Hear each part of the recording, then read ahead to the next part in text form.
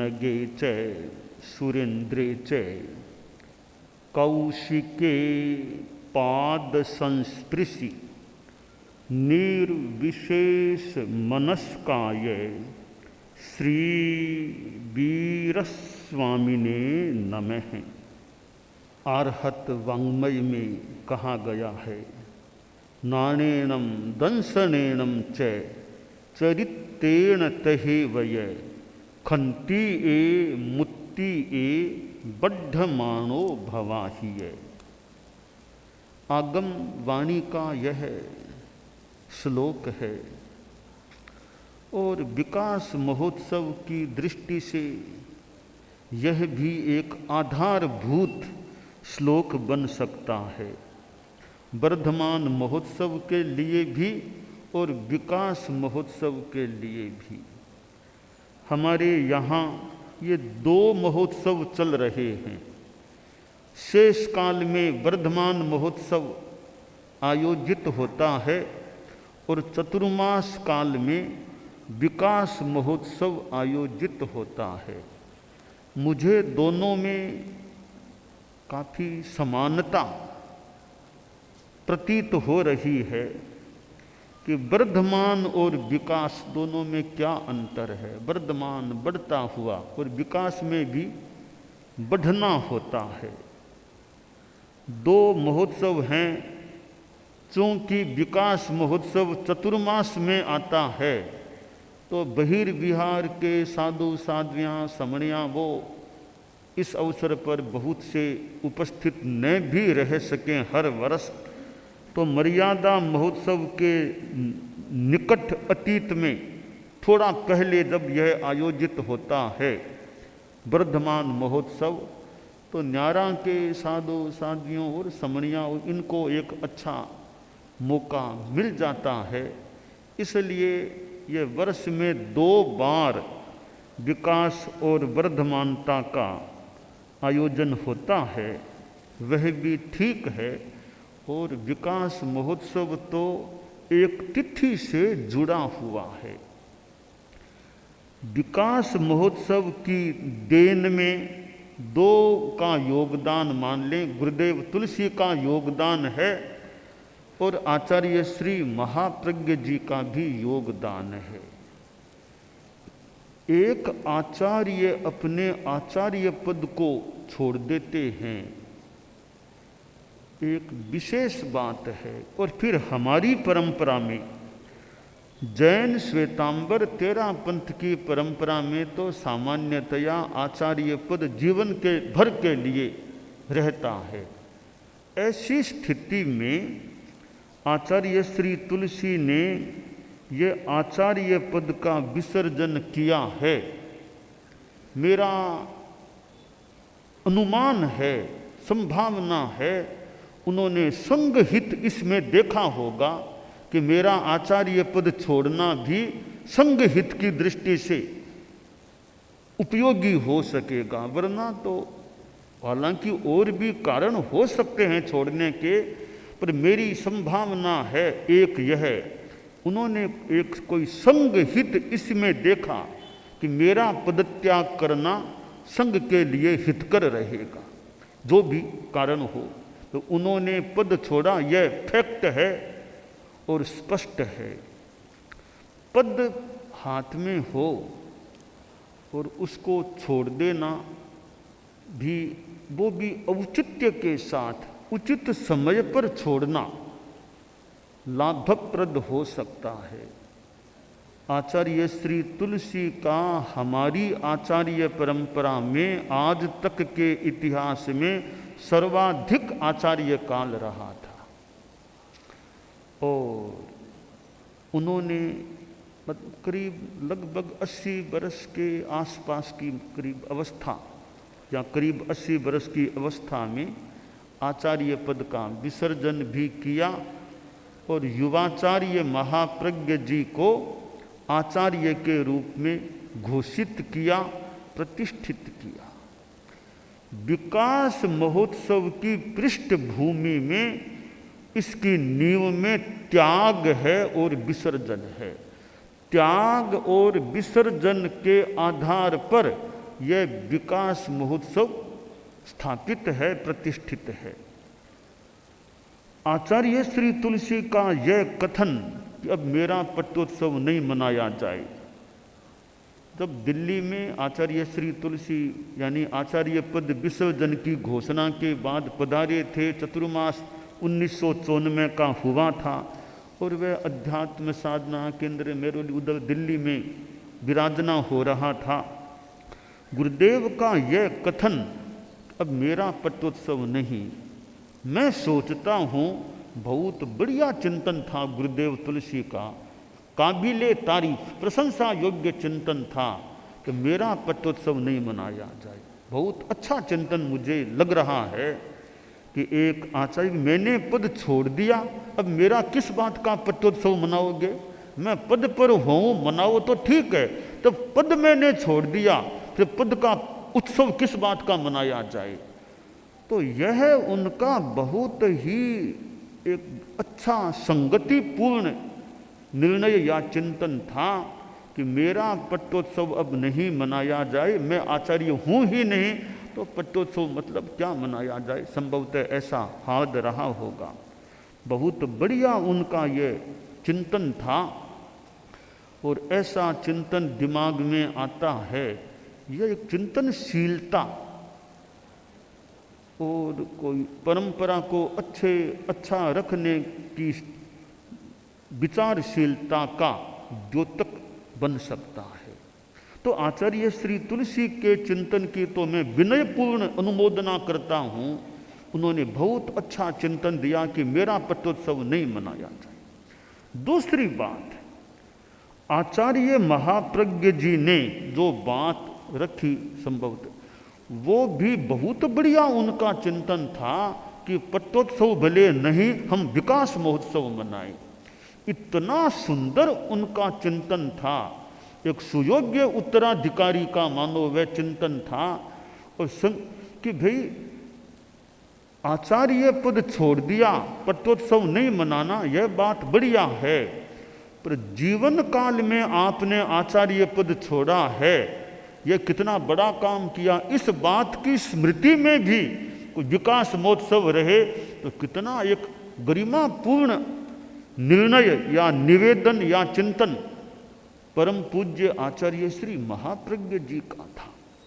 तो दोनों हमारे परम पूजनीय आचार्यों का अपने अपनी भूमिका पर एकदम मुझे जहाँ तक लगता है बढ़िया विचार था, बढ़िया चिंतन था। इन दो बढ़िया विचारों से विकास महोत्सव पैदा हुआ है। तो आज यह विकास महोत्सव मनाया जा रहा है। आचार्य श्री तुलसी और आचार्य श्री महाप्रज्ञ जी के हस्ताक्षर से यह विकास महोत्सव का आधार पत्र भी स्थापित हुआ, जारी हुआ, वो मैं पढ़ना चाहूँगा। अर्हम ओम ऐम अर्हम नमो अर्हंताणम विकास महोत्सव विक्रम संवत 2051 भाद्रव शुक्ला नवमी, ये आज का दिन भाद्रव शुक्ला नवमी। विकास का आधार मर्यादा महोत्सव जैसे हमारी संघीय व्यवस्था के लिए आधार स्तंभ है, वैसे ही विकास महोत्सव संघीय विकास के लिए आधार स्तंभ रहेगा। तेरा पंथ के विकास की मौलिक आधार हैं विकास के अनुशासन, यानी एक आचार्य का नेतृत्व, नंबर 2 अध्यात्म, नंबर 3 अप्रमाद। ये 3 विकास के मौलिक आधार की अनुशासन, अध्यात्म, अप्रमाद। अनुशासन के बिना विकास की प्रक्रिया को सुनियोजित ढंग से आगे नहीं बढ़ाया जा सकता। विकास की दिशाएं आध्यात्मिक दृष्टि से विकास के 5 बिंदु हैं: ज्ञान, दर्शन, चारित्र, तप, वीर्य। संघीय विकास के 4 बिंदु हैं: पारस्परिक सौहार्द, सेवा, विहार क्षेत्र, श्रावक समाज की सार संभाल और समृद्धि। सार्वजनिक दृष्टि से विकास के 5 बिंदु हैं: जनसंपर्क, साहित्य, वक्तृत्व, संगीत, कला। विकास के साधन: नंबर 1 शिक्षा, अध्ययन अध्यापन, फिर स्वाध्याय, नंबर 3 आगम अनुसंधान, 4 अहिंसा प्रशिक्षण, 5 व्यवहार प्रशिक्षण, फिर अनुव्रत, प्रेक्षा ध्यान, जीवन विज्ञान, अनेकांत का प्रशिक्षण प्रयोग। 13 पंथ धर्म संघ में जैसे मर्यादा की अक्षुण्ण परंपरा है, वैसे विकास की भी अक्षुण्ण परंपरा रहे। आचार्य का कर्तव्य होगा कि इस परंपरा को अक्षुण्ण बनाए रखे। पूरे संघ का कर्तव्य है कि वह इस कार्य में संभागी रहे। विकास के 3 आयाम हैं: आगे बढ़ना, रुकना, पीछे मुड़कर देखना, समीक्षा करना। विधि और निषेध दोनों विकास के अंग हैं। प्रवर्तन और निवर्तन दोनों का समन्वय करके ही विकास की प्रक्रिया को स्वस्थ रखा जा सकता है। कोरी विधि उच्छृंखलता का रूप ले सकती है, कोरा निषेध रूढ़िवाद का रूप ले सकता है। इसलिए विधि और निषेध दोनों का समन्वित प्रयोग करना चाहिए। कोई भी समाज या संगठन विकास की प्रक्रिया को आगे बढ़ाए बिना उपयोगी नहीं रह सकता। इस दृष्टि से विकास महोत्सव की स्थापना की गई है। इससे धर्म संघ तेजस्वी बना रहेगा। विकास महोत्सव को प्रभावी बनाने के लिए विकास परिषद की स्थापना की गई है। विकास परिषद के सदस्य गत वर्ष के विकास का लेखा जोखा तथा आगामी वर्ष के विकास की योजना विकास महोत्सव के अवसर पर प्रस्तुत करेंगे। धर्म शासन की शक्ति का उन्नयन गण के प्रत्येक सदस्य का पवित्र मनोरथ होना चाहिए। साधु संघ की जितनी भावात्मक उन्नति होगी, उतनी ही चित्त समाधि, जितनी चित्त समाधि उतनी ही विकास की गति त्वरित होगी। हमारा विकास अनेकांत की पृष्ठभूमि पर हो, यह अपेक्षित है। अनेकांत का प्राण तत्व है त्रिपदी। उत्पाद और व्यय के आधार पर हम परिवर्तन को स्वीकार करें। द्रव्य के आधार पर हम स्थायित्व को स्वीकृति दें। विकास के लिए परिवर्तन और मौलिकता की सुरक्षा दोनों अनिवार्य हैं। विकास के लिए आवश्यक है पुरातन और अधुनातन का समन्वय, सत्यपरक प्राचीन और सत्यपरक अर्वाचीन का सम्यक उपयोग, विस्तार और अपूर्णता से पूर्णता की दिशा में प्रस्थान विकास की प्रक्रिया है। विकास इन दिशाओं में चले: संयम, त्याग, तपस्या, अध्यात्म, स्वाध्याय, ध्यान, आत्मनिरीक्षण, चित्त समाधि, निर्जरार्थ सेवा। विकास महोत्सव 13 पंथ की प्रगति का प्रतीक बने। गणाधिपति तुलसी, आचार्य महाप्रज्ञ, विक्रम संवत 2051, भाद्रव शुक्ला नवमी, दिल्ली। यह पत्र है। इस पत्र में मानो सार भर दिया है, विकास का सार इस पत्र में मानो बहुत सन्निहित है। तो विकास के लिए समीक्षा भी जो इसमें पत्र में भी उल्लिखित है अपेक्षित होती है।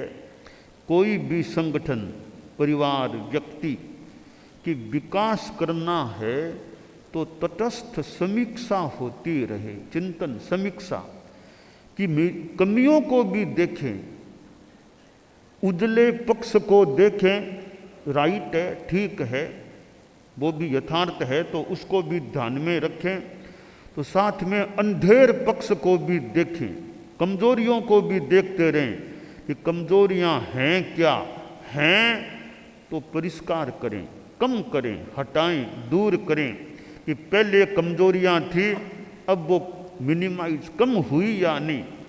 तो कमजोर पक्ष को भी देखना चाहिए।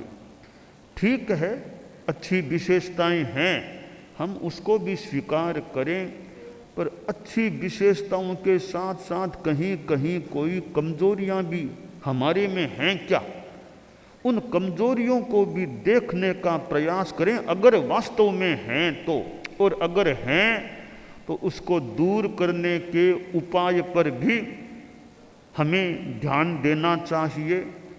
ऐसा होता है कि कमियां दूर हों और अच्छाइयों का और विकास हो। ये सारणा वारणा जो ये शब्द चलता है, ये ऐसा ही है कि कमियों को वारणा के रूप में दूर करने का कार्य, अच्छाइयों की सारणा, स्मारणा, बढ़ाना, यह प्रयास हो। तो हमारे धर्म संघ में प्रथम आचार्य, आद्य अनुशास्ता, परम पूजनीय आचार्य भिक्षु हुए और उनका ये 300वां जन्म वर्ष चल रहा है। आचार्य भिक्षु जन्म त्रिशताब्दी वर्ष अभी चल रहा है। हमारे प्रथम आचार्य श्री का यह वर्ष, जन्म का वर्ष है, 300वां वर्ष है और इस वर्ष में ये हम विकास महोत्सव मना रहे हैं और आगे योगक्षेम वर्ष का भी कुछ हिस्सा इसी आचार्य भिक्षु जन्म त्रिशताब्दी वर्ष की कालावधि के अंतर्गत भी आने वाला है। तो आचार्य श्री तुलसी के समय युवाचार्य श्री महाप्रज्ञ जी विराजमान थे, उस समय योगक्षेम वर्ष आया था और वो लाडनू में आयोजित हुआ और फिर हमने लाडनू में जैन विश्व भारती में ही पुनः योगक्षेम वर्ष के आयोजित करने की निर्णीति की है और उसके लिए हमें चतुर्मास के बाद उस दिशा में आगे बढ़ना भी है और बीच में छोटी खाटू में मर्यादा महोत्सव करने के पश्चात 6 फरवरी 2026 को हमारा जैन विश्व भारती में प्रवेश करने का यथासंभवतया निर्णय किया हुआ है। जैन विश्व भारती लाडनू व्यवस्था समिति के लोग तो हाँ भले कर लो, आगे भी कर लो भले। यह हमारा परम पूज्य गुरुदेव तुलसी युवाचार्य महाप्रज्ञ जी के समय जो योगक्षेम वर्ष हुआ, हमने उसकी एक तरह से मानो पुनरावृत्ति कह दें, दूसरा योगक्षेम वर्ष आयोजित करने का फिर जो यह निर्णय किया और इसमें साध्वी प्रमुखा कनक प्रभा जी का संभवतः थोड़ा योगदान माने, उनका अनुरोध कथन था और उस अनुरोध के अनुसार यह योगक्षेम वर्ष का निर्णय लिया गया। तो 6 फरवरी 2026 को योगक्षेम वर्ष के संदर्भ के साथ यथासंभवतया जैन विश्व भारती लाडनू में हमें प्रवेश करना है और प्रवेश के बाद योगक्षेम वर्ष का जो प्रारंभ है वो 19 फरवरी यानी परम पूज्य कालूगणी का जन्म दिवस, गुरुदेव तुलसी और आचार्य महाप्रज्ञ जी दोनों के गुरु यानी हमारे गुरुओं के गुरु कालूगणी थे और कालूगणी का जन्म दिवस फाल्गुन शुक्ला द्वितीया को है। तो हमने फाल्गुन शुक्ला द्वितीया हमारे गुरुओं के गुरु के जन्म दिवस के दिन वो योगक्षेम वर्ष का शुभारंभ करने का निर्णय किया है। और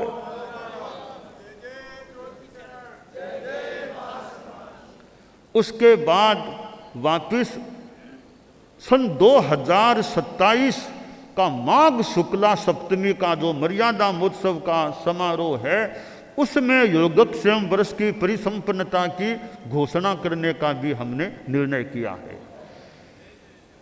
प्रशिक्षण क्रम थोड़ा भले पहले बंद कर दें, पर मूल योगक्षेम वर्ष है उसकी संपन्नता सन 2027 के माघ शुक्ला सप्तमी मर्यादा महोत्सव के समारोह में वो संपन्नता की घोषणा करने का यथासंभव हमारा विचार है। यानी करीब करीब 12 महीना मान लो, 12 महीना लगभग योगक्षेम वर्ष की यह कालावधि है। तो यह परम पूज्य गुरुदेव तुलसी आचार्य महाप्रज्ञ जी, इधर कालूगणी का जन्म दिवस, इधर भिक्षु स्वामी की त्रिशताब्दी का वर्ष, ये कई चीज़ें आपस में मिली हुई है। भिक्षु, कालू, तुलसी, महाप्रज्ञ, ये हमारे ऊपर मानो और भी हमारे सभी पूजनीय परम पूज्य आचार्य श्री हैं, इन चारों का किसी न किसी रूप में मिश्रण योग इस योगक्षेम वर्ष में हो रहा है। तो योगक्षेम वर्ष का क्रम इसमें जैन विश्व भारती, क्योंकि हमारी कल्याण परिषद गोष्ठी में निर्णय हुआ कि प्रशिक्षण संबंधी काम हो, उस पर ध्यान देना उसकी व्यवस्था का पक्ष है, उसकी मुख्य वो जिम्मेवार जैन विश्व भारती रहे। इधर लाडनू प्रवास व्यवस्था समिति है, वो भी साथ में अनेक व्यवस्थाओं से जुड़ी हुई है। तो जैन विश्व भारती और प्रवास व्यवस्था समिति लाडनू, ये दोनों का मानो एक बड़ा योग है। पहले भी मुझे याद है गुरुदेव चतुर्मास करते, तो इधर जैन विश्व भारती का कैंपस स्थान जो भी, इधर लाडनू प्रवास व्यवस्था समिति की जिम्मेवार, तो इस बार भी दोनों का योग है। इधर ये अमरचंद जी लोंकड़ जैन विश्व भारती के अध्यक्ष हैं और श्री प्रमोद जी ये वैद्य लाडनू प्रवास व्यवस्था समिति के अध्यक्ष हैं। और यूँ जैन विश्व भारती से भी वो पदे ने मतलब जुड़े उपाध्यक्ष हैं। तो एक मिला जुला सा रूप है। तो साध्वी प्रमुखा कनक प्रभा जी की मानो भावना या अनुरोध के आधार पर यह निर्णय किया गया था। वह योगक्षेम वर्ष भी खूब अच्छे ढंग से धार्मिक आध्यात्मिक विकास के रूप में संपन्न हो, आगे बढ़े, ऐसी हमारी मंगल कामना है। और इस बारे में समाज को कुछ करना, थोड़ी देर के बाद आपको जो कोई प्रक्रिया करनी, तो इस प्रकार ये योगक्षेम वर्ष की बात है। तो विकास महोत्सव और विकास परिषद के हमारे सदस्य भी यहाँ सदस्य द्वय पहुँचे हैं। श्री मांगीलाल जी सेठिया जो विकास परिषद के संयोजक होते हैं, श्री पदमचंद जी पटावरी उसके सदस्य हैं। दोनों के वक्तव्य भी हुए हैं। जैसा इस पत्र में थोड़ा उल्लेख है कि विकास परिषद के सदस्यों को वो प्रस्तुति करना, तो किसी न किसी रूप में किसी अंश में वो प्रस्तुति, 2 प्रस्तुतियाँ भी हो गई हैं। श्री बनेचंद जी मालू तो नहीं पहुँच पाए। कुछ ही दिनों पहले श्री बुद्धमल जी दुगड़ का देहावसान हो गया। खैर ये संसार की स्थिति है। तो 3 सदस्य अभी हैं, 3 में 2 पहुंच गए हैं। श्री बनेचंद जी मालू भी आ नहीं सके, पर वे भी विकास की दृष्टि से जो हो सके चिंतन प्रयास करते रहें। हमारे धर्म संघ में आचार्य तो हैं ही, और भी हमारे साधु साध्वियाँ, श्रावक श्राविकाएँ, समन श्रेणी है, कितनी ये संस्थाएं हैं। तो सारे हम सभी जितना हो सके अपना विकास, आध्यात्मिक धार्मिक विकास करते रहें। साथ में वक्तृत्व आदि जो बाह्य कुछ विकास अपेक्षित हैं, उनके क्रम में भी हम आगे बढ़ने का प्रयत्न करते रहें। हमारे मुमुक्षु श्रेणी भी है, पारमार्थिक शिक्षण संस्था से जुड़ी हुई। तो मुमुक्षु भाइयों की संख्या का भी विकास हो, संख्या बढ़े, वो अनुप्रेक्षा कभी कभी कर लिया करो। तो हमारी संख्या बढ़ गई, मुमुक्षा भावना वाली भाइयाँ और भाई बढ़ रहे हैं।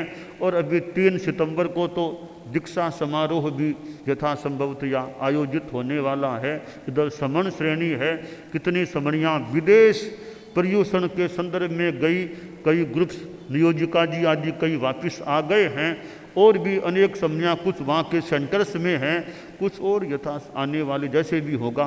तो समणी श्रेणी भी अपना विकास करते रहे।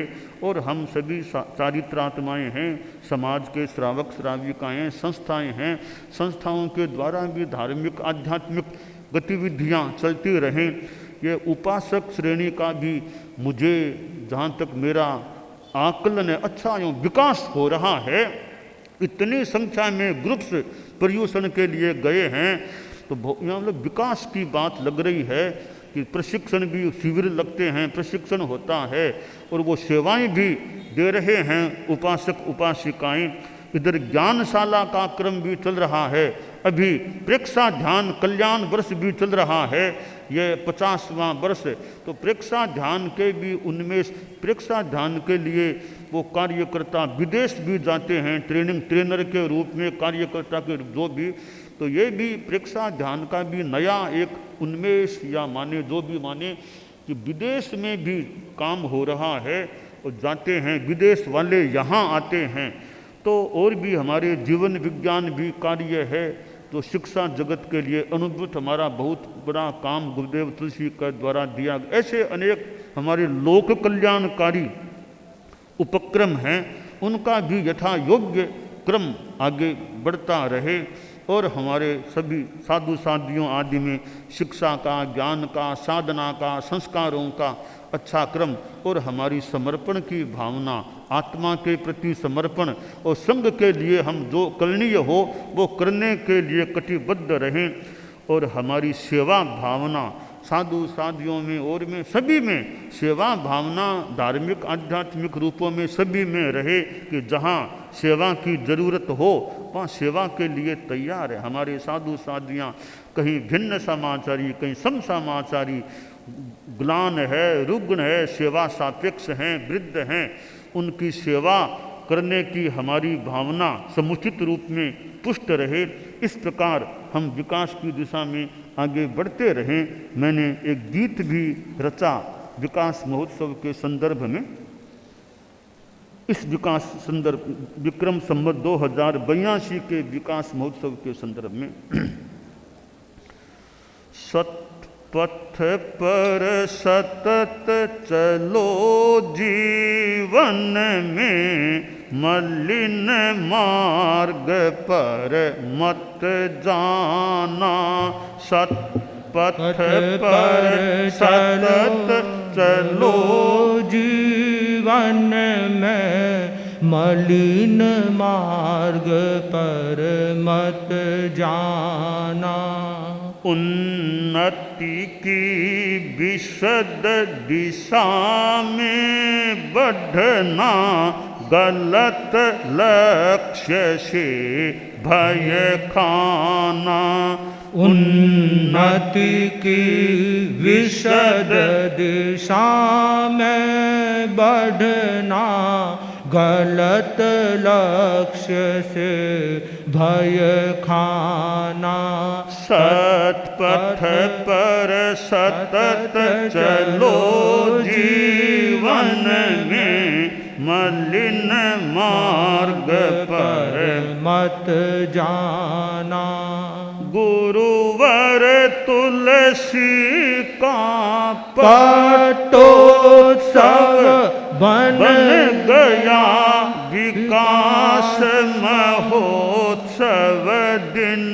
गुरुवर तुलसी का पाटोत्सव बन गया विकास महोत्सव दिन। हम करें प्रमोद भाव प्रस्तुति गणिवर के गुण गण को गिन गिन। हम करें प्रमोद भाव प्रस्तुति गणिवर के गुण गण को गिन गिन। प्रभु महाप्रज्ञ के प्रज्ञापूर्ण परिश्रम का गौरव गाना।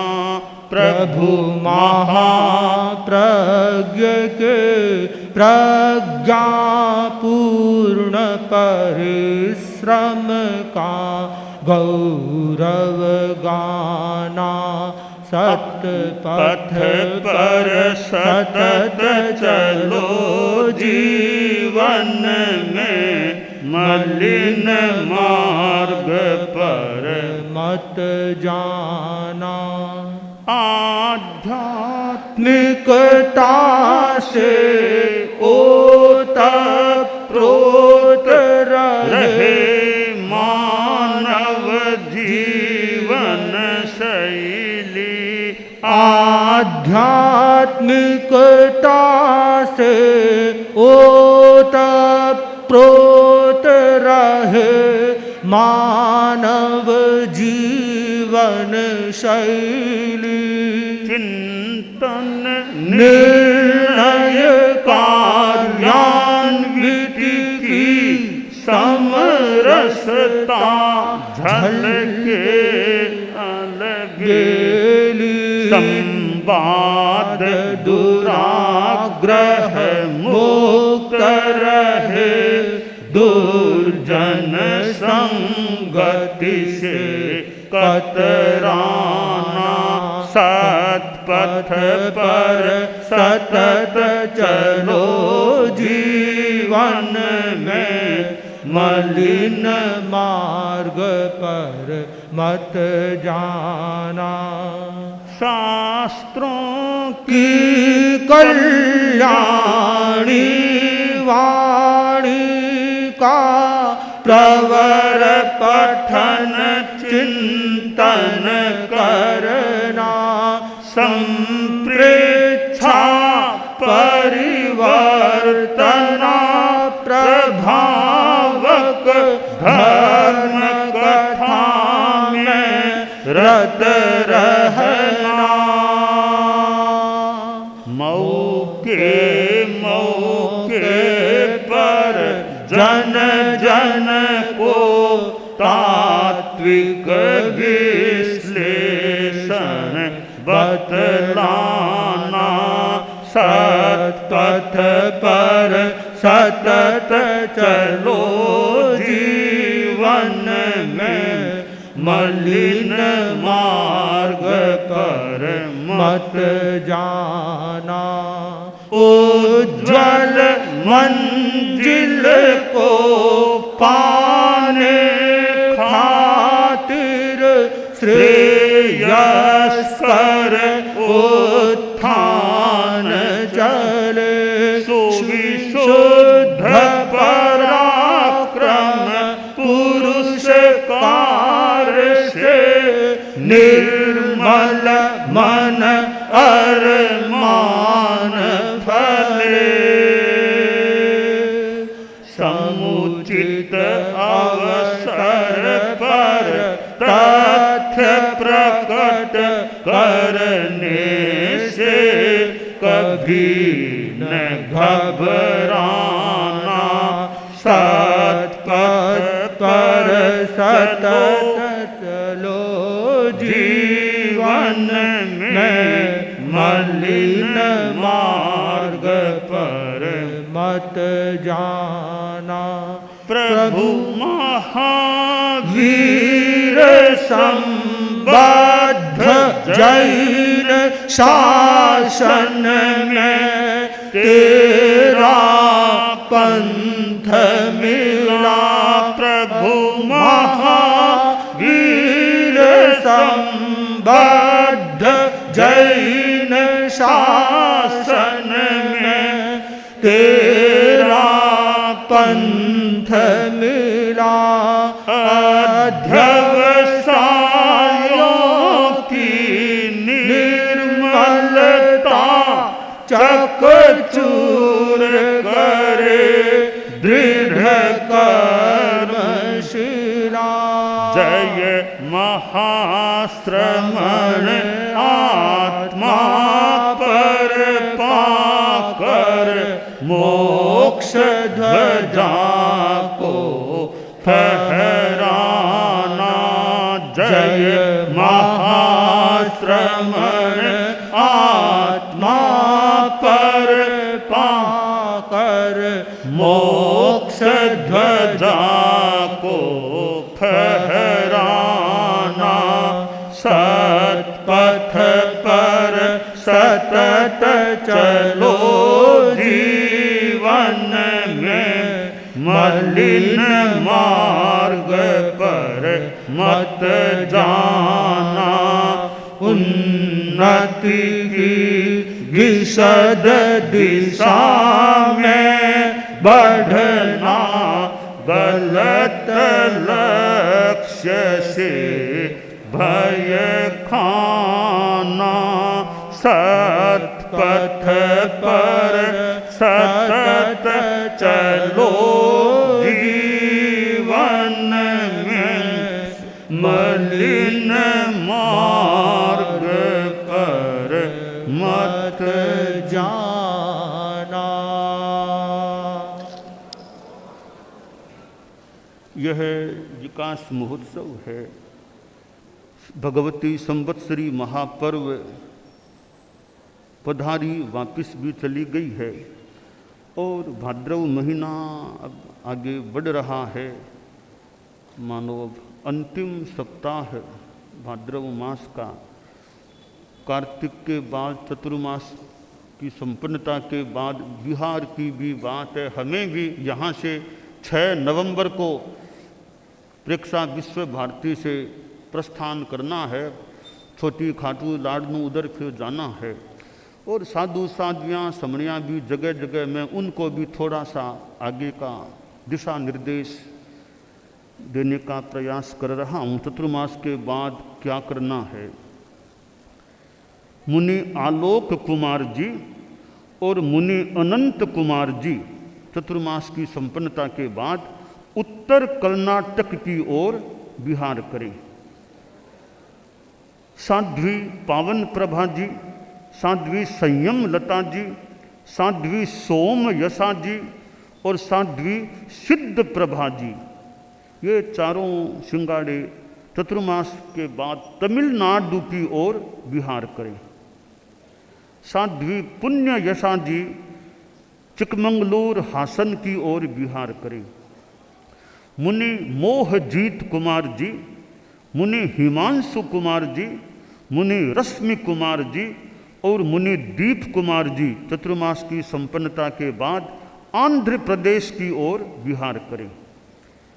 साध्वी सरोज कुमारी जी, साध्वी संयम श्री जी, साध्वी तिलक श्री जी, साध्वी बसंत प्रभा जी, साध्वी शशि रेखा जी, साध्वी शांता कुमारी जी, साध्वी प्रज्ञावती जी, साध्वी कनक रेखा जी, साध्वी प्रमिला कुमारी जी, साध्वी संग प्रभा जी, साध्वी गुप्ती प्रभा जी, साध्वी जिनबाला जी, साध्वी सुदर्शना श्री जी और साध्वी लक्ष्य प्रभा जी चतुर्मास की संपन्नता के बाद लाडनों की ओर विहार करें। साध्वी प्रतिभा श्री जी, साध्वी प्रज्ञा श्री जी, साध्वी प्रबल यशा जी, साध्वी संपूर्ण यशा जी, साध्वी समन्वय प्रभा जी, साध्वी मीमांसा प्रभा जी, साध्वी प्रांजल प्रभा जी और साध्वी चरितार्थ प्रभा जी, ये हैं। इनमें साध्वी प्रतिभा श्री जी तो लाडनों की ओर विहार करें, बाकी ये सिंगाड़े ग्रुप से हैं, ये सब छोटी खाटू की ओर विहार करें। तो इनमें कई लाडनों की ओर, कई छोटी खाटू की ओर, और यत्किंचित संशोधन करनी होगा तो किया जा सकेगा। इसके सिवाय विशेष अन्य निर्देश के सिवाय शेष सभी सिंगाड़े समूह अपने अपने चतुर्मास क्षेत्रों, उपनगरों, चौखड़ों में यथाविधि विहरण प्रवास करें। समणिवृंद विशेष निर्देश के सिवाय भारत में स्थित समणिवृंद लगभग 14 जनवरी 2026 के आसपास गुरु दर्शन कर सकती हैं। 14 जनवरी 2026 के आसपास गुरु दर्शन कर सकते हैं। मियामी के सिवाय विदेश में प्रवासित सभी समणिवृंद सन 2026 के मार्च के तीसरे सप्ताह में लाडनू में दर्शन करें। और जो साधु साध्वियाँ लाडनू पहुँचने वाले हैं चतुर्मास के बाद, वे 4 फरवरी से पहले सामान्यतया लाडनों में न पहुँचे। 4 फरवरी से पहले नहीं, 4 फरवरी को भले पहुँचे, 4 फरवरी से पहले यथासंभवतया सामान्यतया विशेष निर्देश के सिवाय वे लाडनों में न पहुँचे, पहले और क्षेत्रों में विचरण प्रवास करें। ये आगे के लिए सूचनाएं हैं। तो इन रूपों में ये हमारा आज का विकास महोत्सव का क्रम है। आचार्य श्री तुलसी ने आचार्य पद विसर्जन कर दिया, तो यह एक उनका 13 पंथ धर्म संघ में तो अभूतपूर्व कदम था, अभूतपूर्व निर्णय था। और गुरुदेव तुलसी ने अपने जीवन में कितना कार्य किया था। और आचार्य महाप्रज्ञ जी उनके मानो जो भी सहयोगी कह दें, मुनि अवस्था में भी कैसे वो उनके मतलब साथ यूँ अपने ढंग से रहे थे।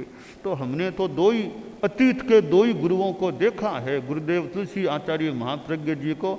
उनसे पूर्ववर्ती गुरुओं का तो सुनते हैं कि पढ़ते हैं कि मनन भले कर लें, आंखों से संभवतः नहीं देखा हो तो याद नहीं देखा होगा, क्योंकि देखने में कोई देवगति से पहले उनको देखा हो, गए हों, अब मान लो याद नहीं हो। जो भी है, हम सभी हमारे धर्म संघ के परम पूजनीय आचार्यों के प्रति मैं वंदन नमन और उनके प्रति श्रद्धा सम्मान का भाव अर्पित करता हूँ।